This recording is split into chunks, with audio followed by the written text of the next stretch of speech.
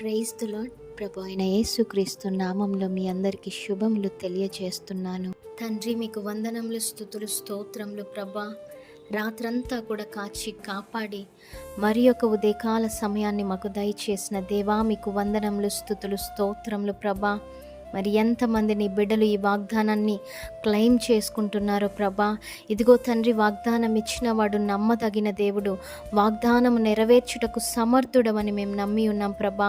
ఎంతమంది బిడ్డలు ఈ వాగ్దానాన్ని స్వతంత్రించుకుంటున్నారో యేసు నామంలో ప్రతి ఒక్కరి జీవితంలో ఈ వాగ్దానం నెరవేర్చండి, కార్యం జరిగించండి ప్రభా.